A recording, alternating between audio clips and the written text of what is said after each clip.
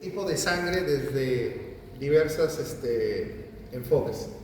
Por ejemplo, nosotros sabemos que cuando recién se están formando los eritrocitos, hay un antígeno primitivo que se llama antígeno H.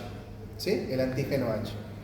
El antígeno H, según la capacidad genética que tiene cada uno de ustedes, se puede transformar de antígeno H a antígeno A. ¿Qué pasaría si, por ejemplo, en la formación de eritrocitos se comienza el antígeno H a formar o a diferenciarse en antígeno A? Decimos que el paciente es de grupo A. ¿Se entiende? ¿Sí? Sus eritrocitos tienen antígeno A. ¿Qué pasa si el antígeno H en otras personas se empieza a diferenciar y se transforma en antígeno B? Decimos que ese paciente es del grupo B. ¿Se entiende? Y si por ahí el paciente tiene enzimas que hacen que el antígeno H se convierta en B y algunos se conviertan en A al mismo tiempo, ¿cierto? Acá se da algo que nosotros llamamos codominancia. ¿Qué significa? Que el A y el B dominan por igual, o sea, ninguno está sobre encima del otro. ¿Se entiende? Entonces, si tenemos antígeno A y tenemos antígeno A y tenemos antígeno B al mismo tiempo, los dos se expresan en el fenotipo. Entonces tenemos acá un paciente con una sangre de tipo AB. ¿Sí? ¿Y qué pasa si el antígeno H no se diferencia? Se queda así, en su forma primitiva, como antígeno H. O sea, nunca llega a formar A, nunca llega a formar B. Entonces decimos que el paciente es del grupo O. ¿Se entiende? Porque nunca llegó a formar o diferenciarse en A o en B. Las enzimas que ayudan a que el H se convierta en A o en B no están, no existen. ¿Sí? El paciente es grupo O. ¿Se entiende, no? ¿Sí? Entonces, acá tenemos las cuatro posibilidades según el sistema BO. Que un paciente sea grupo A, que un paciente sea grupo B, que un paciente sea grupo AB y que un paciente sea grupo O. ¿Se entiende? Ahora, evolutivamente, cuando se van formando estos antígenos, al mismo tiempo el sistema inmunológico, ¿qué es lo que hace? Empieza a formar anticuerpos contra el antígeno extraño. Por ejemplo, hemos dicho que hay codominancia o no. ¿Quiénes son los que hacen codominancia? El A y el B. Entonces, si empieza a diferenciarse el H en A y todos los eritrocitos solamente tienen A, automáticamente el sistema inmunológico empieza a formar anticuerpos de tipo anti-B. ¿Cómo se llama? Anti porque es anticuerpo, contra el B, o sea, contra el antígeno B. Se empieza a formar anti-B. ¿Se entienden? Si evolutivamente tú empiezas a desarrollar en tus eritrocitos antígeno B, entonces tu sistema inmunitario empieza a formar anticuerpos contra el otro antígeno dominante, que en este caso sería el anti-A. Sí, es una guerra entre los dominantes, ¿cierto? Entonces se forma el anti-A. ¿Se entiende? Ahora, si tú tienes ambas expresiones, tanto tienes antígeno A como antígeno B, entonces ¿qué hace tu sistema inmunológico? Hace algo que se llama tolerancia. ¿Qué significa? No forma anticuerpos. Porque si forma uno, podría destruir o no podría afectar a los eritrocitos que existen. Por eso, en el grupo AB no hay anticuerpos. O sea, no hay anticuerpos, me refiero a anti-B ni anti-A. No hay. ¿Se entiende? Y si tu antígeno H nunca se desarrolló, se quedó así, tú eres del grupo O. Y como eres del grupo O, tu sistema inmunológico, ¿qué hace? Te defiende contra los otros grupos extraños. O sea, empiezas a formar anticuerpos anti-A y anticuerpos anti-B. ¿Se entiende, no? ¿Sí? Entonces, tenemos que aprender los anticuerpos y su relación, los antígenos y su relación con los anticuerpos. ¿Hasta ahí estamos bien? ¿Sí? Ahora, ¿qué pasaría si un paciente que es grupo A le coloco sangre del B? ¿Qué pasaría? Todos los glóbulos rojos que entran del grupo B, ¿qué va a pasar? Van a ser atacados ¿por quién? Por el anticuerpo tipo B, ¿cierto? Que tiene el paciente. ¿Se entiende o no? ¿Y qué es lo que pasa? ¿El eritrocito se rompe? ¿Se lisa? No. Porque acá hay algo importante. El anti-A y el anti-B son anticuerpos de tipo inmunoglobulina M. Inmunoglobulina M. El inmunoglobulina M es un pentamérico, ¿cierto o no? ¿Y qué es lo que hace? ¿Romper? No. Porque para romper, ¿qué necesitarías hacer? Activar natural killers. Y en este caso, ¿la IgM activa natural killers? Según su clase de día de inmune. ¿La IgM activa natural killers? No. Pero la IgM tiene 5 brazos. Y cada brazo puede agarrar 2 antígenos.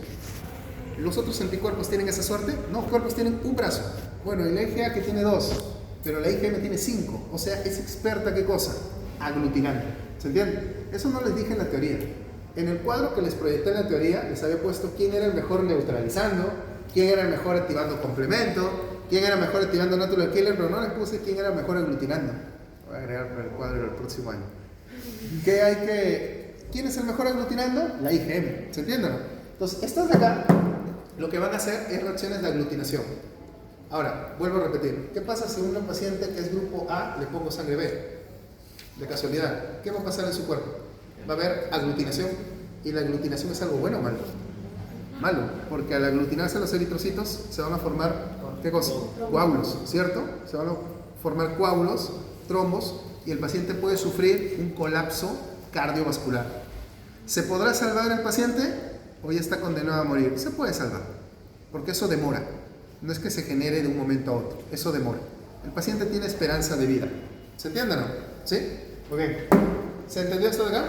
¿Sí? Chévere. ¿De qué tipo, de qué naturaleza son estos antígenos? Porque es importante que recuerden de qué naturaleza es el antígeno A y B, porque son antígenos raros. Normalmente, por sus clases de bioquímica, ¿qué naturaleza tiene un antígeno? Normalmente. ¿Qué naturaleza tiene un antígeno? ¿Carbohidratos, lípidos o proteínas? Normalmente un antígeno, ¿qué naturaleza tiene? ¿Carbohidratos, lípidos o proteínas? ¿Es en serio? ¿Es en serio?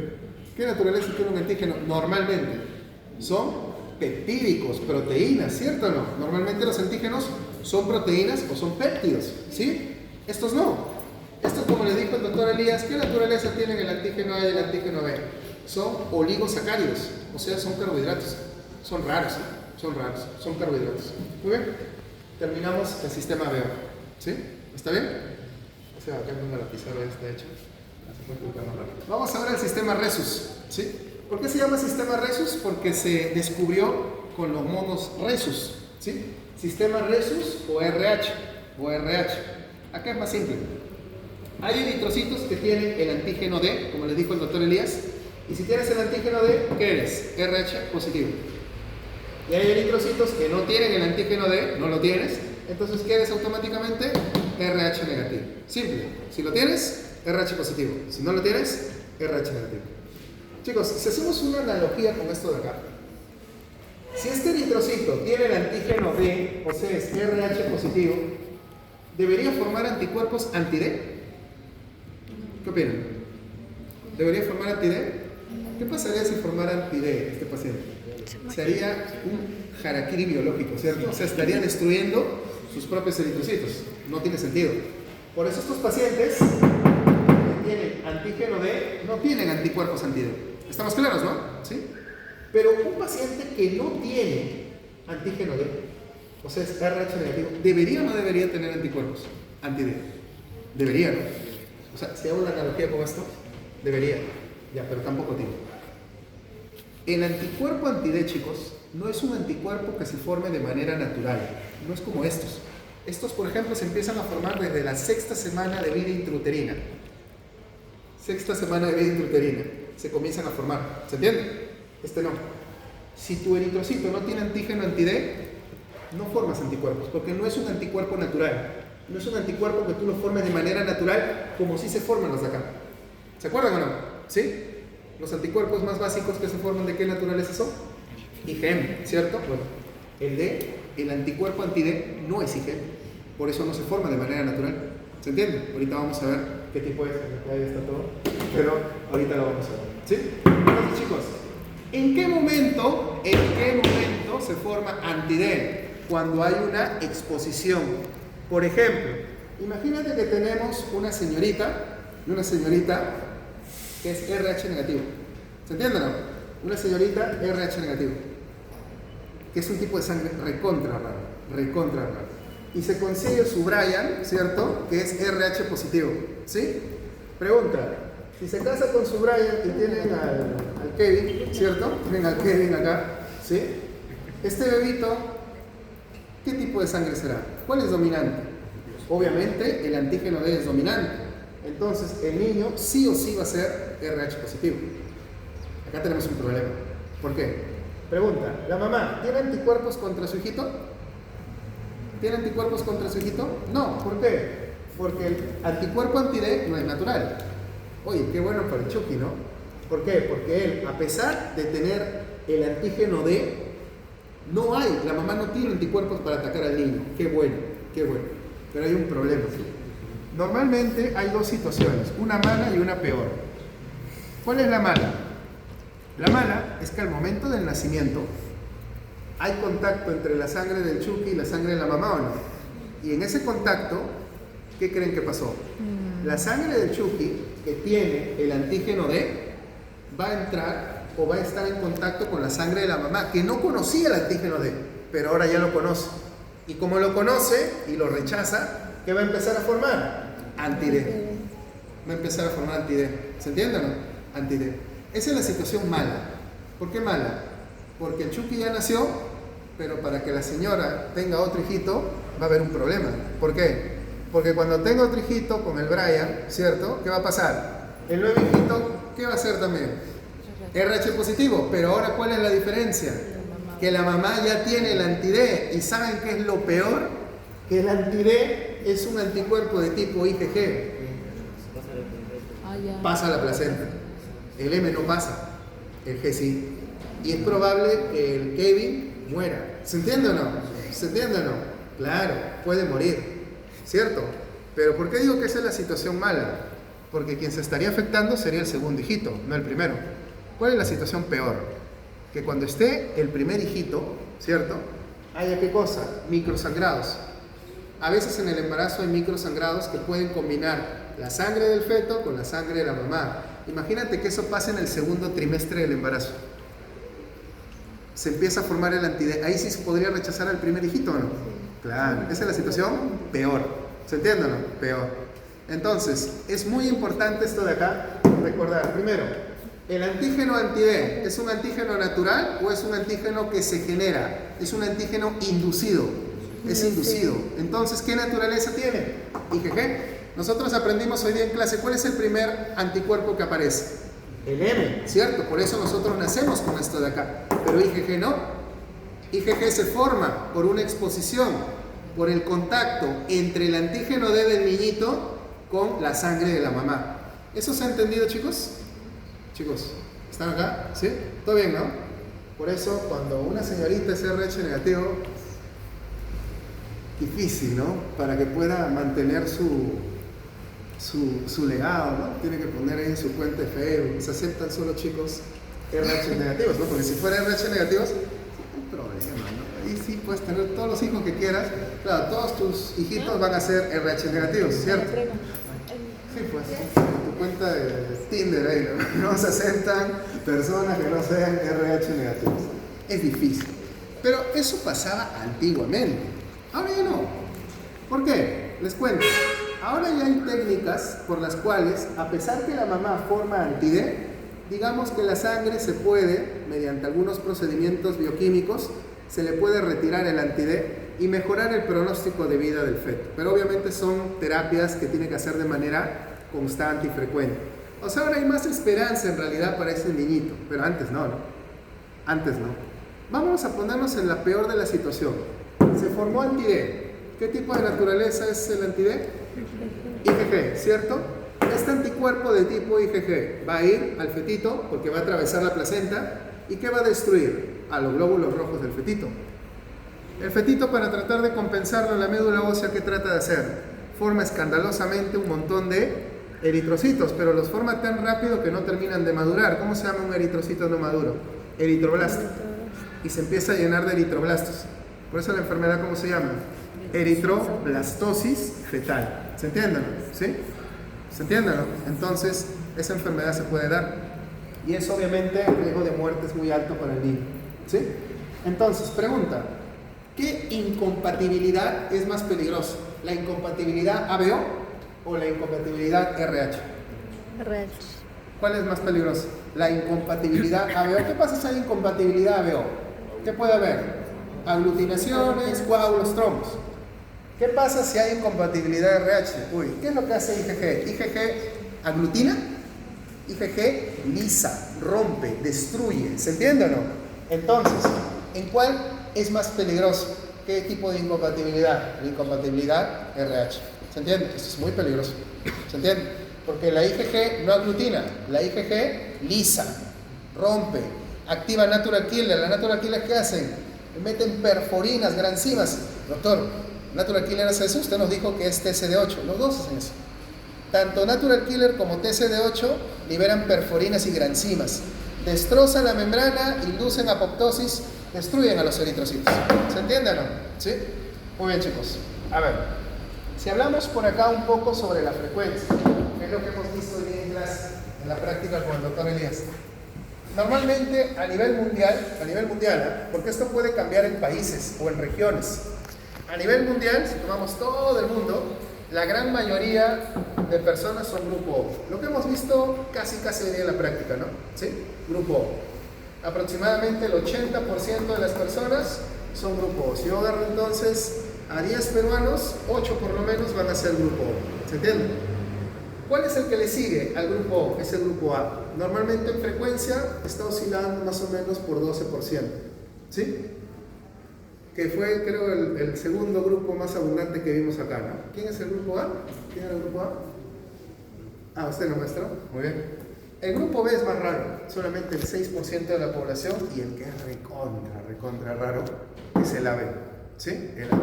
El AB es recontra raro. Encontrar una persona B es bien difícil. ¿Se entiende? ¿Sí? Ahora, si lo vemos desde el punto de vista de RH, ¿cuál es más abundante en la población? Los RH positivos. 98% de las personas son RH positivos y solamente un 2% son RH negativos. ¿Se entienden? ¿Sí? Entonces, más o menos, esa es la frecuencia a nivel mundial. ¿Se entiende, chicos? ¿Sí? Muy bien. Antes de explicar esto de acá, ustedes habrán visto que hay internet, ¿no? Donante universal, receptor universal. Y hay unas tablitas, no sé si han visto, ¿no? Que te ponen acá los grupos. Acá está el receptor, donante, ¿ya? Esa tabla, para la próxima semana, cada uno de ustedes la tiene que hacer. A mano, lapicero. A mano, hoja, lapicero. No tablet, no compu, no nada, no IA, no nada. Agarran su lapicero, agarran su hoja, y esa tabla que ustedes la ven en internet, la tienen que reescribir. ¿Sí? ¿Y por qué? Para que ustedes, la mejor manera de aprender es haciéndolo, es escribiéndolo. ¿Sí? Es escribiendo. ¿Alguna pregunta, maestro? ¿Algún comentario, alguna protesta? No, no. Ah, ya. ¿Qué pasa si no traen esa tabla? Su paso de la próxima semana es sobre 15, no sobre 20. O sea, el día que ustedes den su paso práctico, ¿sí? Sobre ese paso práctico nosotros corregimos. Si enseñan su tablita, tienen su corrección hasta 20. Si no le enseñan, a lo mucho podrían tener 15. Eso lo vamos a pedir a todos los grupos, ¿ya? Para que lo tengan acá. ¿Sí? Colocan donante, receptor y lo replican. ¿Quién puede donar? ¿Quién no puede donar? ¿Quién puede donar? ¿Quién no puede donar? Solamente así a grosso modo. ¿Quién será el donante universal? A ver, pensemos. Si yo voy a donar y yo quiero que todos me acepten, ¿yo qué no tendría que tener? ¿Anticuerpos o antígenos? Repito, si yo soy un grupo X, todavía no sé, y yo quiero donar mi sangre, o sea, mis eritrocitos, para ir a cualquier tipo de sangre, imagínate que tú eres A, B, usted es AB, usted es O, para que vaya a todo sitio de sangre y no me lo rechacen, ¿qué tendría que tener mis eritrocitos? ¿Tenía que tener antígenos o no tenía que tener nada? Nada, ¿no? Si tú no tienes nada, ningún antígeno, no te pueden rechazar. Por eso los donantes universales, ¿cuáles son? Los O. Específicamente, ¿qué tipo de O? ¿Los O positivos o O negativos? Repito, para que tu sangre o tus eritrocitos puedan ir a cualquier tipo de sangre, ¿cuál sería la condición? ¿El eritrocito tendría que tener algún antígeno? No, ningún antígeno, pues. Entonces, ¿cuál es realmente un donante universal? Un O negativo. Pero es difícil encontrar un negativo, ¿no? Un RH negativo. Pero realmente el que es un donante universal es un O negativo. O sea, uno que no tiene absolutamente ningún antígeno. Y puede ser aceptado por cualquier grupo sanguíneo. ¿Se entiende? Y al revés, para tú ser receptor universal, ¿qué tendrías que ser?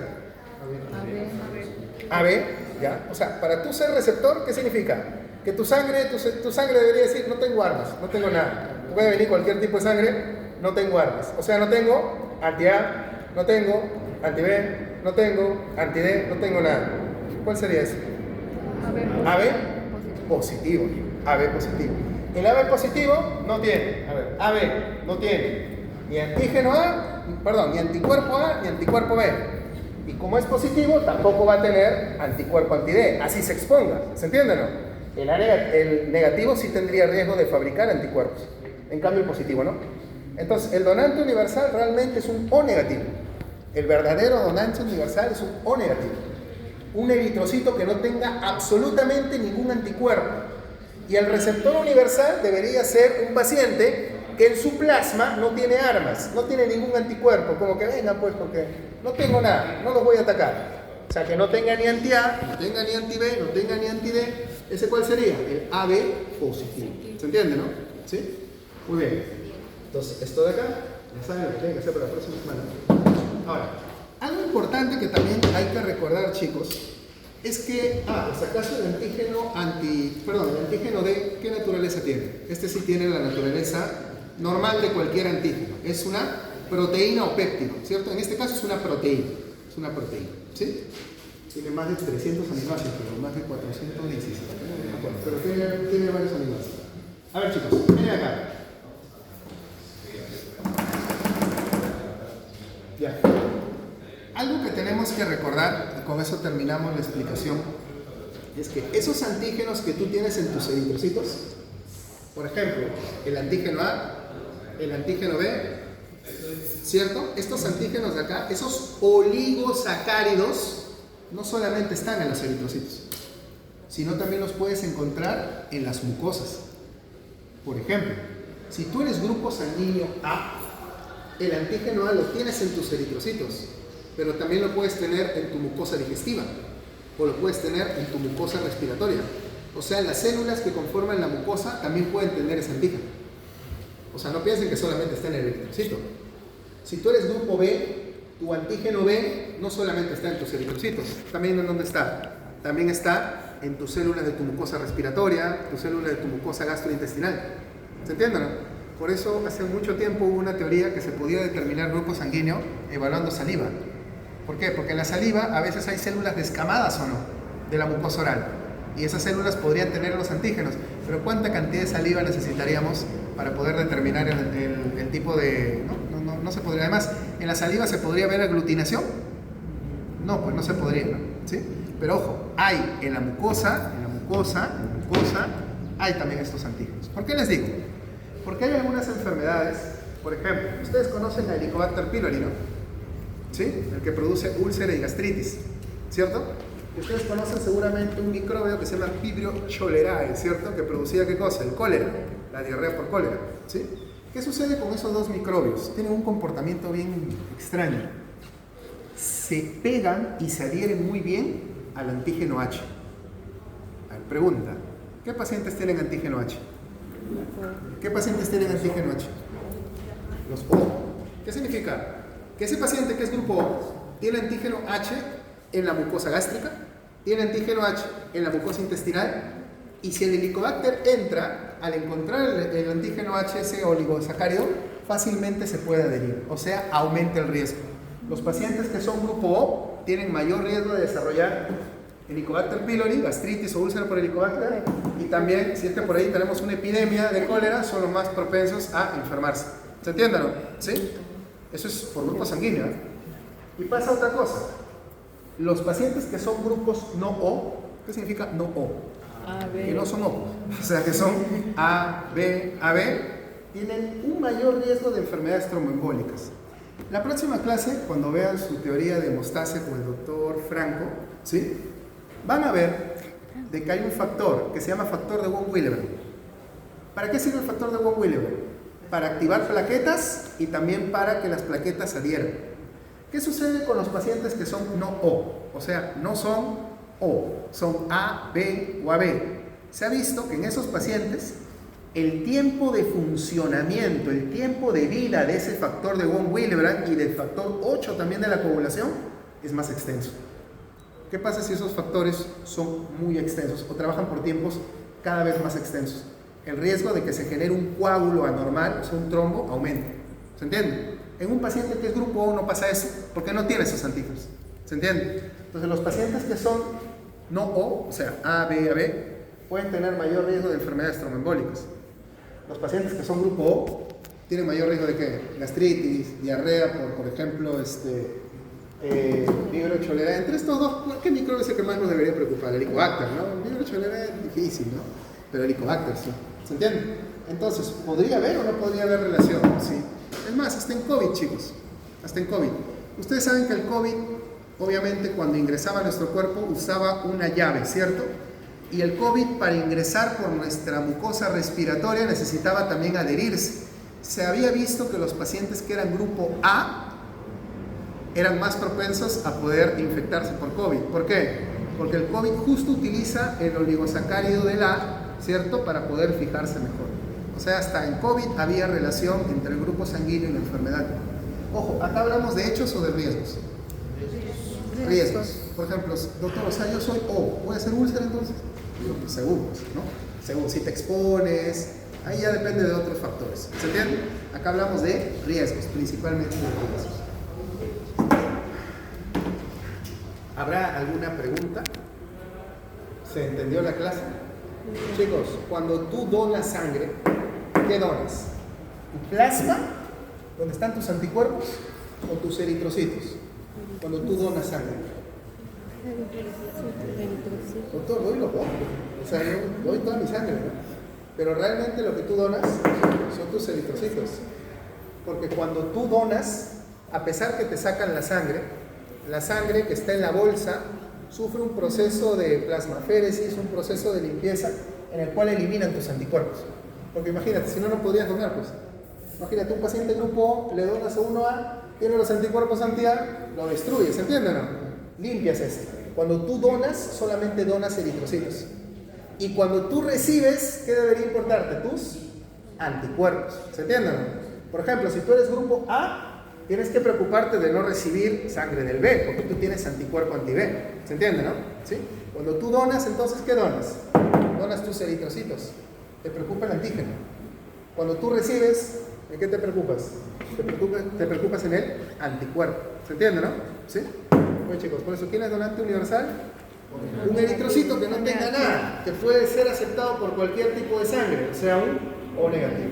Y cuando eres receptor universal, ¿en qué te preocupas? En el anticuerpo.